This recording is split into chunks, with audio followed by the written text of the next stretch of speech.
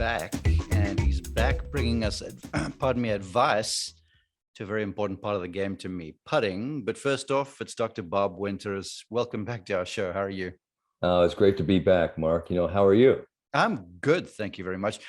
South Carolina this week, Hilton Head, so kind of on the down low a little bit after last week.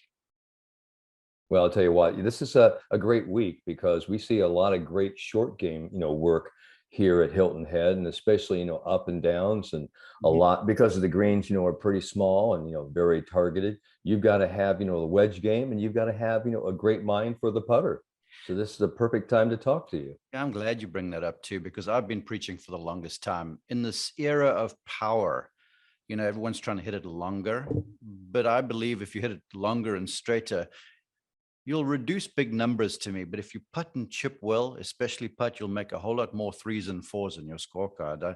I'm certain you probably feel the same way. Well, I've felt that way for a long time. And even when I was doing my doctorate at the University of Virginia, with Dr. Linda Bunker and Dr. Bob Rotella, I mean, they were saying you've really just got to fall in love with the short game. And it just wasn't, just on the greens. And it wasn't just 100 yards out. And what I've found over the last 35, 40 years of doing my work is that you've got to get really, really proficient, extremely competent from just 5 to maybe 10 steps from off the green. Because, those little shots where the ball sits down are really what I call the stinker lies. The ball kind of sits up a little bit at the grass, it kind of sits down, and you have to be very decisive and very committed on that shot. And then, you're left with what? The putt. And the putt, is the final stroke, on any hole of any round of any tournament. Usually every now and then somebody hits, a Hail Mary shot and chips it in, or hits it, in from the fairway. But it is the final stroke, and it is the decisive stroke. And so that's why putting is so important. Plus, when you walk off a green, do you walk off, with a good feeling in your heart and your brain, or do you, walk off with a bad taste in your mouth? You know what? We're getting so far ahead of ourselves, but we normally do when you and I are together, because I still haven't introduced you. I want to get to that in a second, but I'm forgetful. And I want to talk about that good feeling for a minute, because, if you hit the long drive and you walk past your buddy and you're feeling good about yourself, that's fleeting. But when you make that long putt, that's a real attitude changer, and obviously helps the scorecard too.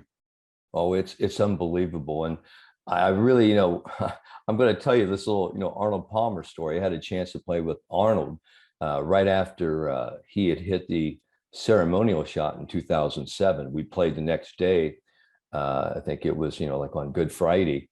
And he was actually sort of, playing and looking at me and asked me, because I had known him because I was a student of his at the Arnold Palmer Golf Academy in Stratton Mountain, Vermont, years ago, I think in 1971, 72. So I'll date myself a little bit. So he asked me on the 11th hole, and he goes, "What are you doing?"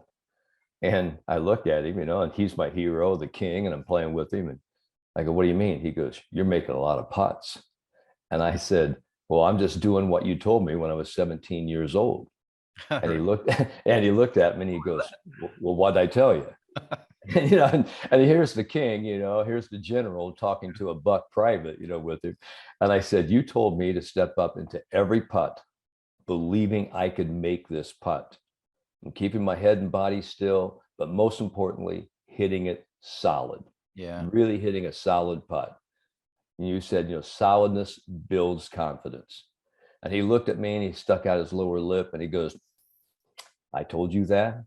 And I go, "Yeah." And he goes, "Well, I better start doing that then." And then after this is like on hole number 11 at Bay Hill, we're playing in, the Palmer shootout. And I'm with, Arnold's team, playing with Ron Jackson and the late Dick Ferris and I think John Patterson from California. And as Arnold was going on into holes 12, 13, 14, 15, Arnold starts making putts. I mean, 15 footers, 20 footers. And I think he and, Ron Jackson had a little bit of a wonderful little match going on between themselves while we were playing as this group. And on the final hole there at 18, and it's a tough par 4, Arnold's got like a 10 footer for par. And I remember, a couple of guys were getting into his ear, and he looked at him. He goes, "I hear you. Don't worry." And he steps up and he makes this putt, and he gives you one of those Arnold Yeah. Palmer fist pumps. Mhm. And I'm walking away from him, and I've had a wonderful day. I mean, I played unbelievably well, putted well, and I was so pleased because I did that, with Arnold Palmer. But he comes and he grabs me by the back, the shoulders, and he was a strong man, and Yeah, his that arms were grab. like were like a blacksmith. And he says to me, he goes, "You know what, Bobby?" He goes, "They can talk about those guys hitting 300-yard drives." He goes, "But there's no better feeling in the world than when you make a winning putt." And he had a grin mark on his ear from, I mean, just huge. It was just one of the best days of my golfing life.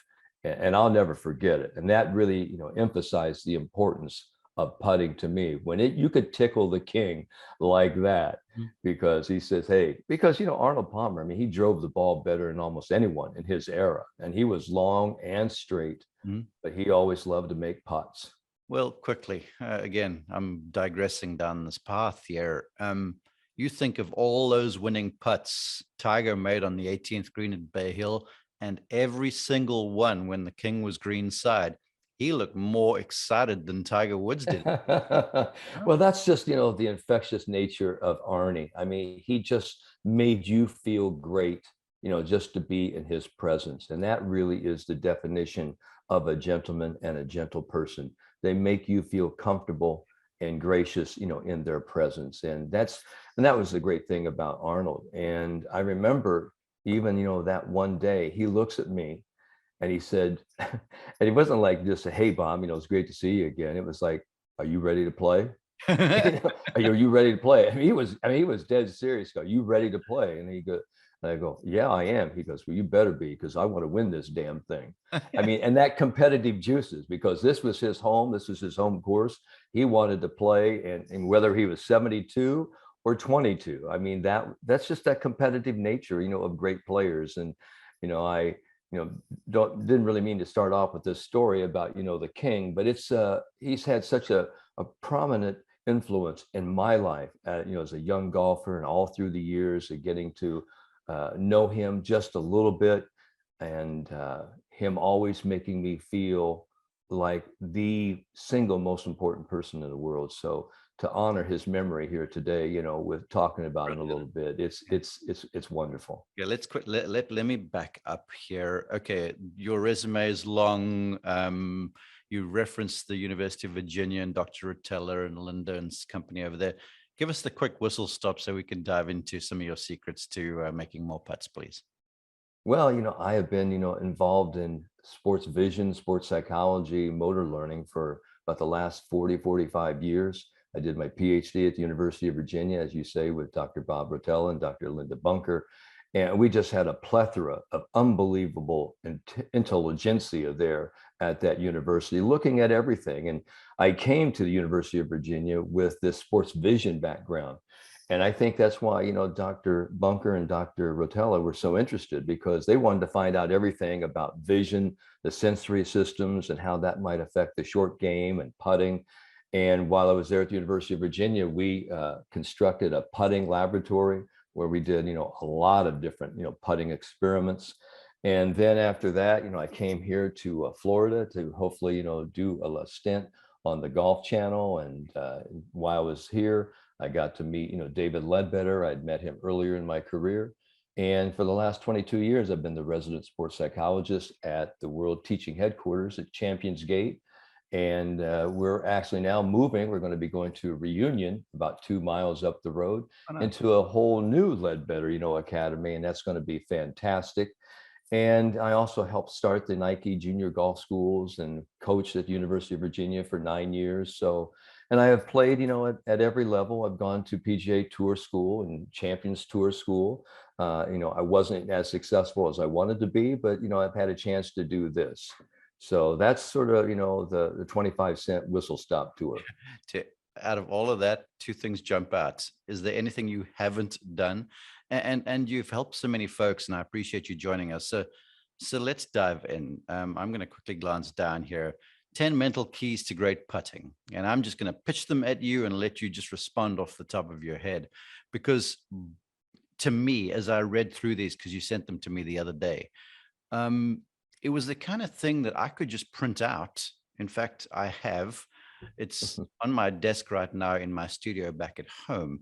And it's the kind of thing where just the headlines you can take, and they can always almost become like a mantra for me, for you, for any golfer listening, to go to the golf course and just be not just in a better headspace, but to really make more putts. Because, so many people are like, I know I had one the other day. They're like, well, I'm thinking positive and I'm visualizing and stuff, but I'm still not making putts. Where your 10 keys here, I think, are incredible. And the first one sounds sort of trite, but I want you to mind this, because to me, there's gold here. And you say that every putt can be made no matter the distance. I watched a junior golfer the other day where the longer the putt got, the worse things became, because it was like, oh my goodness, I'm going to three putt. So please, off you go. Well, I think with, these 10 mental keys that, we can talk about, where did they come from? Well, they came from years and years of scientific research, qualitative interviews with the very best putters in the world, and the most emotionally challenged putters in the world. You've got to take a look at both sides, right? And I happen to believe that most people, Mark, have a sort of William Shakespeare attitude towards putting. It's sort of like Prince Hamlet. They step onto the green and they do the soliloquy from Act 3, Scene 1, the nunnery scene from Hamlet. And they say, to be or not to be? That is the question. Am I going to allow myself to be a great putter today? Will I allow myself to really step up into this putt and believe I'm going to put a good stroke on it and make the putt? Or will I just go, oh, I hate putting? Mm-hmm. And for me, for all these different, mental rules, and I've done a lot of wonderful things. I've written a lot of different books on the mental art of putting. And even at first, when we were doing interviews, with all the tour players, with my great colleague and friend, Dr. Patrick Cohn, we wrote The Mental Art of Putting, Use Your Mind to Putt Your Best. Yeah. I heard a lot of different things, about, putting. And to me, it was like, the old George Burns, the old comedian, either you love your job, or you learn to love your job. And I thought that was the same thing about putting. Either you love putting, for the challenge that it is, or you learn to love it. And if you can't do either one of those two things, well, you probably won't be a very good putter, and you probably need to go play tennis. Okay. So you have to sort of adapt and understand that putting, even though you might consider it a necessary evil, you've got to learn to appreciate the fact that, it is, the black and white stroke. I mean, a putt can only do two things. Either you make it or you miss it. Yeah. And so what I found out from really talking with some of the very best putters in the world, I mean, I'm talking about people like Brian Gay and Brad Faxon and, David Frost over through the years, Mark McNulty, some wonderful, putters. And they kept having this attitude that every time I step into a green, no matter the distance, I'm going to make this putt, and I think what I mean by that is every putt can be made, no matter the distance. And what you have to realize is that, Brad Faxon said something one time, and he said, you can't think realistically or about the probabilities of a putt if you want to become a great putter. Realistic thinking isn't really what goes in the mind of great putters. They're thinking about something I call possibility putting. Every putt you step into has the possibility of being made. And a lot of people say, is there an impossible putt? And I go, yes, there is. And just literally and figuratively, it's the putt where the greenskeeper has not cut a hole in the putting surface. That's the putt that cannot be made. But everything else, now it may not be totally probable, but every putt, it is possible to make it. And I don't mean that you have to stand up there and gun it 5, 6, 7 feet by the hole trying to make every putt. But you have to step into every putt with this positive putting attitude that says, this is really what I plan on doing. This is what I want to achieve.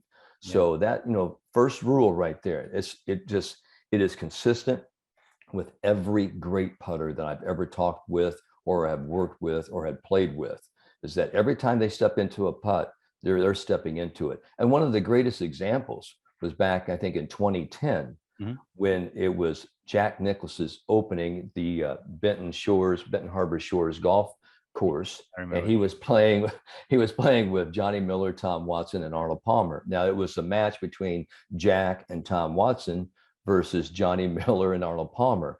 Now, I think it was on hole number 10. It was a par 5, but they were at the front of the green, and it was 120, 130 foot putt. And Arnold had actually stepped up, and it was a huge undulating uphill putt. He didn't get it, all the way, and it came almost all the way back. So Johnny Miller was there with a wedge, and Jack's going, "Oh no, this is the first day, opening day of my course. You're not going to take a huge divot." And he's yelling at Johnny, and Johnny goes, "Yeah, I can't get it there. And there's no way I can get it there." And Jack says, "You want me to putt it?" And everybody has seen this on YouTube, and it's one of the most wonderful videos. And then everybody's clapping, and Johnny's sitting there going, "Okay, well, show me how to do it." And Jack just comes down, throws down a ball. I mean, he doesn't even really look at it. He just steps up there and gives it a good whack, and it goes up, and his caddy pulls, the flag stick out of the hole, and the ball goes into the hole, pops up, makes the putt. I mean, just on one time. And then Johnny Miller is still over there shaking his head, trying to figure out, well, that's just not possible. And he had just seen it. But really, what was kind of funny about that, and with all due respect to Johnny Miller, I love Johnny, met him several times and had a chance to work with his son, Johnny Miller Jr. Here's what I thought when I'm watching that. Johnny Miller was known, for some of his, putting problems. But as I was looking at this picture, here was the Masters champions. You had Jack Nicklaus, who has 6 green jackets, because you've got to putt great and have a great mindset to putt well at Augusta. Jack has 6 jackets. Arnold Palmer has 4 green jackets. Tom Watson, 3 green jackets. Johnny Miller, no green jackets. And to me, and I'm not trying to single out Johnny here, God bless him. The whole point I'm trying to say is that, great putters, you have to start with this philosophy that every putt can be made, no matter how long it is, what, shape it is, what's the undulation. And I think these 3 players in their day just really loved putting. And they didn't really have, issues with putting until maybe at the very, very end. But everybody goes through bumps in the road where they have, good stages of putting. Sometimes they go into a little putting slump. I think, Tom Watson did that. And that's the biggest thing, Mark, that I see is that, once you're a good putter and then you don't make as many as what people have seen, and this level of expectation. And the first thing people, say to you is, "Guys, what's happened?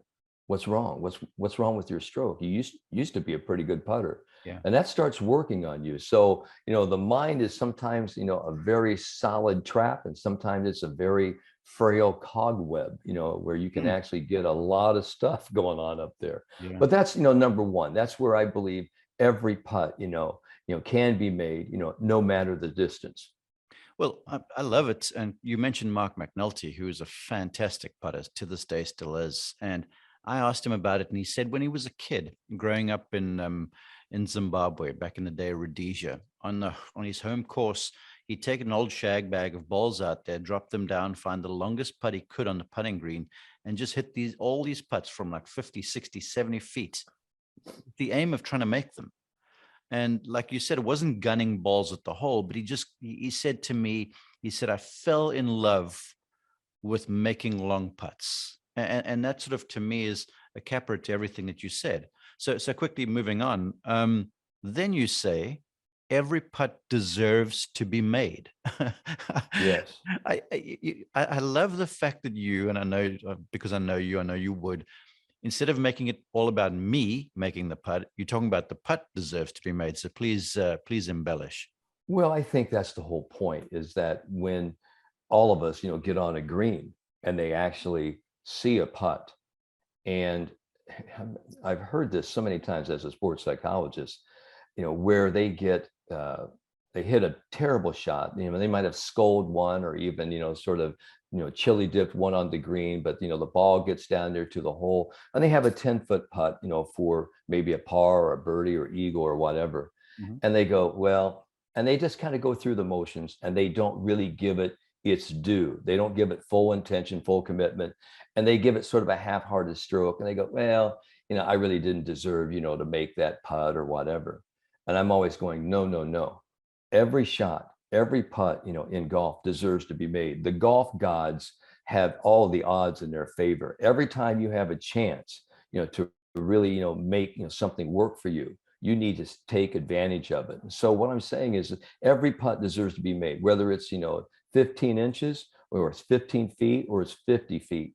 That putt deserves your full intention, full commitment, and attention for the ball to go into the hole. Because the key to great putting is to get, the ball in the hole as fast as you can. And effective putting is all about having a mindset that allows you to do that. No matter how you stroke it, no matter what your routine is. I mean, the key objective in great putting is to get the ball in the hole. So every putt you step into, you've got to say, this putt deserves to be made, versus me just sort of, wishy-washy stroke, a half, hearted effort, totally, step into each putt with this focused intention. And I know many times in my career, and perhaps in yours as well, and the listeners, how many times have you stepped into a putt and you go, I really want to make this putt? I mean, this willful intention, you actually turn up the volume of that internal willpower, and you make it by sheer willpower alone. Now, why does that happen? And I've talked to many of my, tour players, and they go, can you do that? Can you turn it on? Absolutely, you can. But that's just, an awareness of you saying, every putt, no matter the distance, can be made. And number two, every putt deserves my total focus into being made, because this is really what I want to do. And that's really what, great putters do. I hope my dad listens to this, because he made the point one time, and I was sort of on board with it, and I'm not sure other members of the family were, about, you can will a ball into the hole. And then it became a huge, you can imagine our family, a huge dinner table kind of a debate. So I hope my dad listens to that. It's funny that you talk about Mark McNulty, and his friends call him Sparkles, and he and I were getting ready for Champions Tour School years ago. And I remember he asked me, he goes, Bob, he goes, if I'm really practicing, what is the very best length of putt that I should really be practicing to get really comfortable? And I remember I told him, I said, how close do you hit it to the hole? Really on your approach shots. Yeah. And he said, 25, maybe 25, 30 feet. And I said, I would be practicing a lot of those. And he looked at me, quizzically, and he goes, why? And I go, because I want you to get really comfortable, of really seeing a lot of those putts, 25 to 30 to 35 feet, go into the hole. And he thought, I like that. He goes, I like that idea. Now, he probably already knew that, because he was a great putter. I think he was just kind of testing me to see really, where my putting philosophies, lie. But he went on, and obviously he's had, a tremendous Champions Tour career, but he's always been a great putter. And that's the first thing, I ask even my junior clients, my, new tour players I'm working with. I asked them, I said, are you a good putter? And, it's just a knee-jerk reaction. They'll say, yes, I'm a very good putter. Others will say, some days I am, a little wishy-washy, and I'm a streaky putter. And I go, all right, well, we can start with that. But I'm always telling them, you have to, to really believe you're a good putter in order to start becoming a great putter. Yeah. But you've got to get yourself, really thinking, acting, and doing good things. And that's really where action follows thought. I mean, great putting is more about your attitude and your putting philosophy, belief, than it is about your stroke, or your stroke mechanics. And I believe, having great stroke, mechanics is good. But I happen to believe, I've seen people who cut it, jab it, pop it, but they believe the ball was going in. Yeah. And daggone, that little white rabbit, found the hole every time, no matter the stroke. So, I mean, we're talking about different levels here. And I don't really want to get the putting purist, to say, hey, it's all about the stroke. But it is about the stroke, but it's about the intention and about the commitment before you make that stroke. Well, I'll tell you this, I've seen some pristine strokes that never made putts because of what happened before it. And I've seen some, to your point, less than pristine strokes, it filled the thing up from all over the joint, and it does. And I guess this pivots and sort of segues to point number 3, and you like begin every putt with the end in mind. And then 4 is being decisive eliminates doubt. And to me, those sort of work together, because if I'm the not streaky putter and I'm on a bad streak, I'm not that decisive. And when I haven't been putting that well, beginning with the end goal in mind is so hard because I'm so wrapped up in maybe my stroke mechanics or whatever the case might be. Yeah, I got, the, begin with the end in mind, because from a sports vision perspective, I was always, interested in, how the players always look at, the final terminal phase of the putt. They're looking at the delivery speed and what's going to happen to the putt, when it gets to the hole, 3 and 4 feet around the hole. So I always said, I always like to see a visual line from the entrance, the front door of the hole, coming back to the ball. So I always said, okay, where do you want this ball to go? I mean, essentially, you want the ball to go into the middle or into the front door of the cup, no matter the curvature of the ball roll line. So I always said, begin with the end in mind. What do you really want to have happen? How do you see this ball rolling into the hole? And then, rule number 4 is, being decisive eliminates doubt. To me, poor putting, and it comes from careful, tentative, worry type strokes. And that the more decisive you can be, even the closer you get to the hole, that is really creating confidence. We talk about putting confidence. That is huge. And I remember Brad, Faxon said this. In fact, it's even in one of my, printouts, that I give people. This is what he said. Now I'll quote this from Brad. He says, "My lifetime philosophy is this: it's more important to be decisive than correct." And he goes on to say, if you're decisive, you will be correct, because all you need is to believe in the shot. And the closer you get to the hole, the more important that philosophy becomes. And this comes from facts. And I just really love that, because there's so many times when a player is, so hell-bent, this is really what I'm going to do. And, they kind of have this conflict. But when they finally say, this is what I'm going to do, here's how I'm going to do it, and they, putt it, the daggone thing goes into the hole. So I'm always this big thing about being decisive, because putting with confidence means I'm putting without the fear of missing or the fear of being careful. And that's really what fearless putting is all about. You're stepping up there and say, this is what I do. I have a purposeful action plan, and the action plan gets you through the putting self-doubt. And that's really why I talk about that, being decisive. It is the first key to creating confidence before you even step in and aim and address the ball. And just in the interests of not, because information is power, and you sharing all this power. But to me, I want the listeners to come away with a real understanding.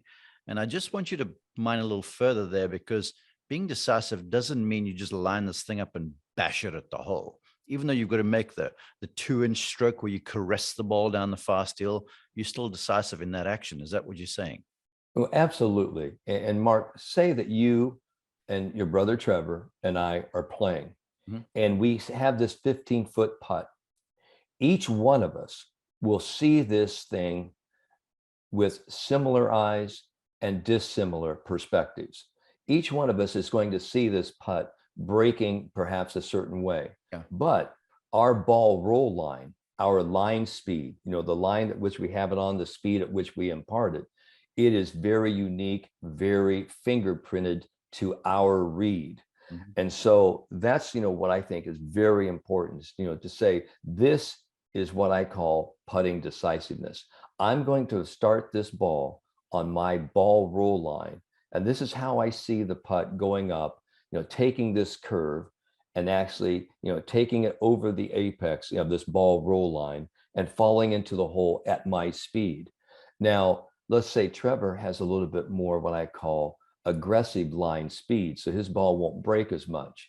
You have sort of what we call a nice roll speed, where it takes a nice curve. And I might be more of a dead speed, drop speed putter, where I have a high arc, I have a high apex. Each one of us sees, that putt differently. Who's right, who's wrong? And what I'm talking about is it's my decision, it's my putt. Yeah. And that's why, when we go to school on people's putt, I'm always trying to help my players understand, listen, you've got to be able to see a couple of other things here, not just where that ball goes, but how did they hit it? What was that impact concussion response? Did they hit it firm? Did that ball hold its line? What was their stroke? Did they actually sort of hood it? They cut it a little bit. I mean, I'm sort of, picking out a lot of different things, but being decisive means I'm going to roll this ball so the ball has a good chance to fall into the hole, because putting is about, physics and the law of gravity. I mean, that hole doesn't have a bank board behind it. Okay. So we want that ball to be able to fall in and use the ultimate capture area of the hole so the ball in gravity can do its work.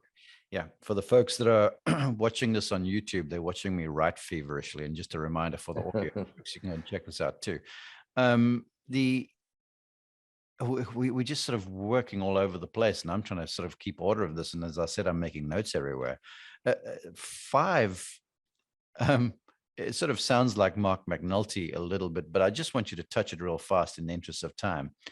You say every putt is made in the mind before the stroke is made. Now, I just want folks to mull over that just for a second before you go ahead, because most people listening to this, in their mind, the thing's not made, and then they make the stroke, and it's just basically you may as well buy a lottery ticket. Well, because I come from a sports vision and a sports psychology background, I mean, everything for me really starts, with the visual system, because the visual system directs the motor system, your hands, your perceptual motor skills directly. And I think Gary Player, another pretty famous South African, said, you play golf with your eyes. You see the texture of the green, the color, you feel the wind, you kind of sense, the dryness just by, the haze or the color of the green. He goes, your eyes tell you everything. And so when you actually see a putt, all right, you see it, in your mind. And I remember, the great Jack Nicklaus, one time, had a chance to kind of sit and talk with him years ago. And he goes, I've never missed a putt in my mind. Really, I've never missed a putt in my mind. And it really comes back to now to sports vision and visualization and imagery, is that a lot of people, when they step up into that, crucial 3 and 4 footer, what are they playing? What are the pictures going on in their head, Mark? Are they actually planting positive programming pictures? Do they really see the ball going into the hole? Do they see it go into a very specific front portion of the hole? Or are they actually doing negative programming? They're replaying all the misses, left, right, short, scattered, misses all over the place. And so that's why it's so important to have, number 5, is that you have to have that putt, and visualizing it, sensing it, understanding and knowing that ball is going to go into the hole. And you have to train yourself to see that. Yeah. And then I'm doing with my hand, that hole, if you're not doing that, eventually it looks the size of a thimble. I mean, it looks like just holding. I've seen golfers, them, folks with a Yips, a 2-foot putt looks like it appears in the mind like it's an impossibility. Well, it's not, the act of putting that's hard. What's hard about putting is the psychological fallout, the emotional fallout from missing. All right. And so people always ask me, where do, the Yips, where does that come from? Well, it comes from, having this huge mental, emotional memory backlog of missed attempts and of this emotional breakdown that, I become scared. And so I've done, so much work, in focal dystonias and Yips. I've been with some of the best people in the world. I mean, like Dr. Bob Warren, from the Mayo Clinic, Ponte Vedra, Dr. Debbie Cruz, Ainsley Smith. I mean, a lot of us have looked at Yips, and people ask me, they go, well, what are the Yips? Well, the Yips, is acute, spasmodic disruption, ASD. And I remember Kirk Hannafeld, a fantastic, Champions Tour player, asked me, he goes, Doc, acute spasmodic disruption. What is that? And I said, well, Kirk, that means I could charge you $1,000 an hour for using big terms like that, Yeah, So, exactly. but acute spasmodic disruption or acute stress disorder means it's acute. It happens right now. When people get over this 3 and 4 footer and they start to feel, a lot of tension, and that anxiety it gets exacerbated.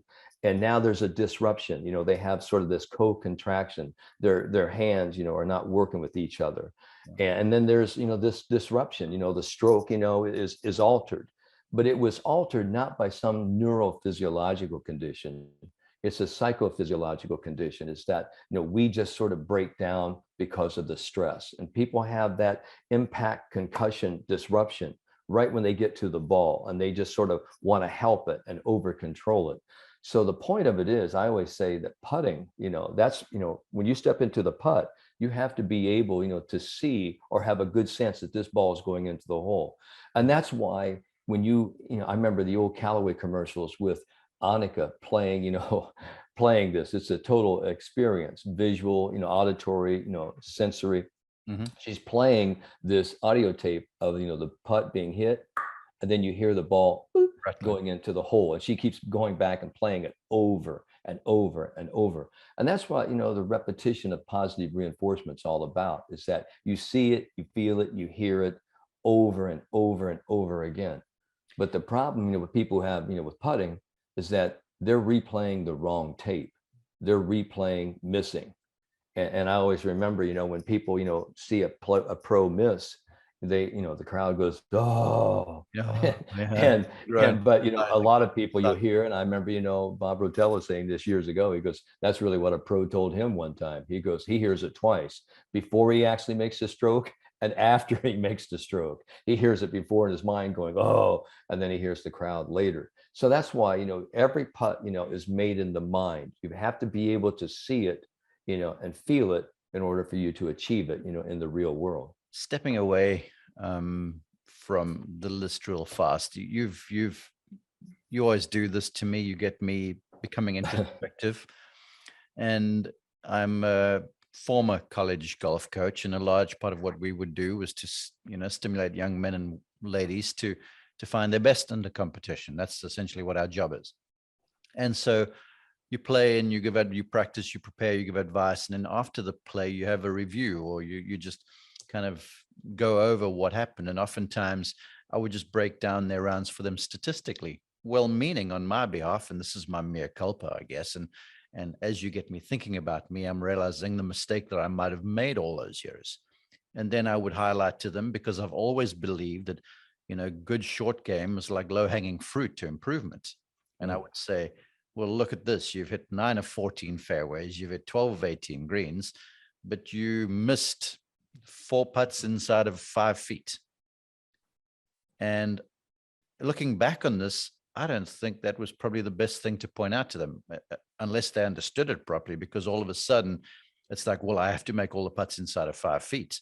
And then it becomes more about, well, I've got to make this, as opposed to doing it in my head first. Do you get where I'm trying to go? I understand that, being a former college coach as well. And I understand that, because I hear a lot of people, say, take a look at these statistics, take a look at his stats. He goes, he is terrible from 10 feet and in, with his putter, or with her putter.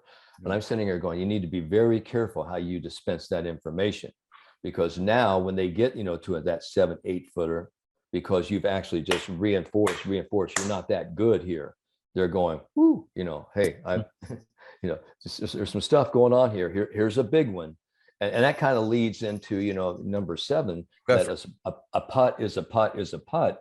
What happens is that we start this labeling process, and the labeling says, wow, this is an area where I'm not really very competent at. So my confidence level is really has sunk a little bit. So when you make someone aware of their deficiencies, the ironic thought process means, the irony is, what you don't want to think about, you almost suppress where it bubbles up and it becomes, an issue. So now whenever a person gets over a 3-foot putt and they start saying, wow, this is a huge putt, I need to make this for my par.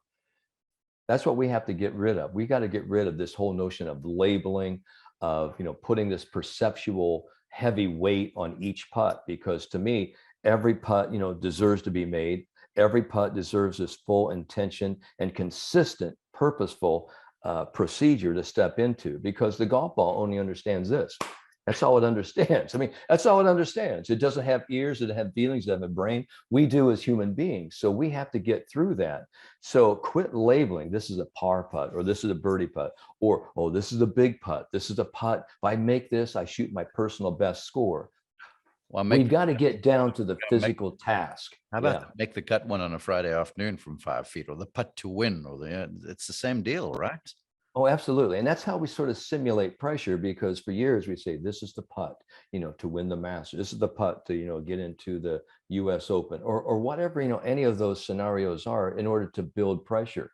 And I remember having a great conversation with, the daughter of a head professional who was a great player across the nation. And she goes, Dr. Winter, she goes, I know how to practice putting. I just don't know how to practice pressure.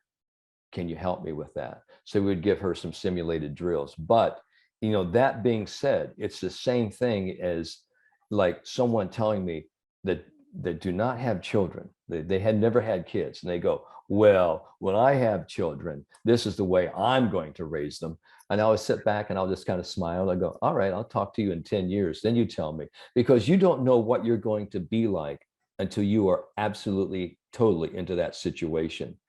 And I think a real great example of someone being in that situation, I've had a lot of people saying, wow, what about, Scotty Scheffler on that last green at Augusta? And he's missing all these putts left and right. And I'm saying, he did such a great job for 71 and a half holes of being like right here, all that time, and making all these putts. And then maybe right at the very end, all of this overwhelming rush of emotion, and just kind of, took him out of it. I said, that's really what most average people putt like him on the last hole. They're sort of going all over the place with their mind rather than being totally focused. But that's the difference between a tour player and a recreational player. A tour player, this is vocational choice. This is what they do. They have trained themselves years and years, decades, to actually, be in that situation. And most amateur golfers don't, and they think there's something amiss because they, aren't a really good putter from 3 or 4 feet under a pressure situation. So it's a totally, different, disillusion. That's what it is. That is such a great point. That now I'm looking at the clock here. I've kept you for entirely too long, so I want to quickly skip through. Number 6 was great putting is ensured by making solid contact with the ball. That's the Arnold Palmerism there, Yes. And then. You talked about the conviction now, and then number 9 is you must pull something positive out of every putt. But I want you to touch number 10, because you speak of Scotty Scheffler. I had a recent conversation with Ted Scott, and he's coming on the show again. And Ted put out a social media post where like memories from the Masters, and the one was 4 putts happen, and he sort of lighten it. And you make your final point. You're like, even great putters 3-putt. So let's put a bow on the conversation with that observation, please. Well, that's the whole point. I mean, if you're going to make putts, you're going to miss putts, and you will 3-putt. No one wants the 3-putt. No one wants the 4-putt. And the greatest story I remember, and I've seen little excerpts of it, was when on the hole 16, the great Seve Ballesteros, the great Spaniard, he's 6 feet from the hole, and he actually hits it, and the ball goes 4 feet by the hole. And then it goes, up, it goes 3 feet by the hole. And then he goes, it takes him 4 putts to get down from 6 feet. And in, the press room, they ask him, they go, you're one of the best putters in the world. What happened on 16? And he looked at, the press, and in that great, Seveism, he goes, well, the first putt I miss, the second putt I miss, the third putt I missed, the fourth go in the hole. And everybody was laughing. And he kind of looked at him puzzled. He goes, why are you laughing? He goes, I was trying to make every one of them. And the point being is that great putters, the best in the world, 3-putt. Some people 4-putt. I remember Brent Snedeker, came off the green. I don't know if it was playing with Freddie Couples, and Freddie said, welcome to the party, pal. He goes, everybody here 4 putts, maybe even 5 putts here at Augusta. It's just one of the hazards, the nature of the game. So I think that's the whole point. You aren't trying to miss putts on purpose. You're trying to make putts.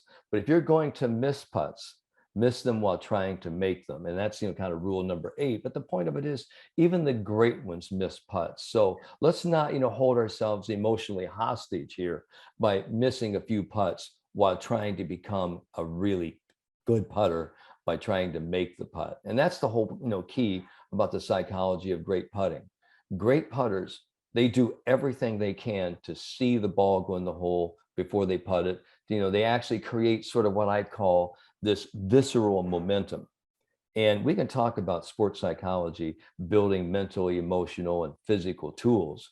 But to me, when you have total confidence, Mark, it becomes from the gut. It comes from the organs. It's visceral. And that's really what, putting with confidence is. You feel it.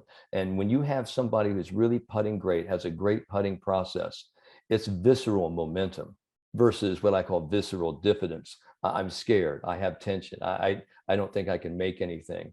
And that's the whole key to putting confidence, because putting confidence means I'm not scared. I'm not scared of missing. Let's go. And that's why when you have a person who really has putting confidence, it's bar the door, Katie. I mean, they start making putts from anywhere. And you can throw out all of these statistics, all of the realism, all of the probabilities. Great putters don't care. They don't care these statistics. All they care about is, where does this putt need to go? And I'm going to step in there and I'm going to sink this. That's really the whole psychology about great putting. Love it. I love it. Now, there's going to be lots of folks, I'm certain, that want to get your books and find you and find out more. So please share the website and your social media handles. All right. It's Dr. Bob Winters. You can find me at Instagram. You can find me on Twitter. Also, you can go to theconfidencedoctor.com. I also have, a video putting series, the putting course called the 10 Mental Rules for Great Putting. And we take you right through a video just week by week, 10 weeks, of these 10 mental keys, and you can become a great putter. I think anyone, can improve their putting. If you're a good putter, we'll make you a great one. If you're a poor putter, we'll make you a very solid, good putter. And if you're a streaky putter, we can extend that streak. But the whole point of it is, and like I say, it's always my tagline, the moment that you change your mind, you change your game. And that really goes with the flat stick. The moment you start to say, I'm going to become a great putter now, right now, that's when you get out of that sinkhole and you start digging your way out and you start, making a lot more putts. I filled up an entire yellow legal pad. Yeah. Well, I always love talking with you because the time goes by so fast. We have so many things that we can talk about. And I always appreciate you having me on your wonderful show. Yeah, you're just a pro, at what you do. And thank you, for giving so much great advice to people, to millions of people all over the world. Well, you're most welcome. And we're so thankful you would join us. I appreciate you, Dr. Bob. All right. Thanks, Mark. Have a great day.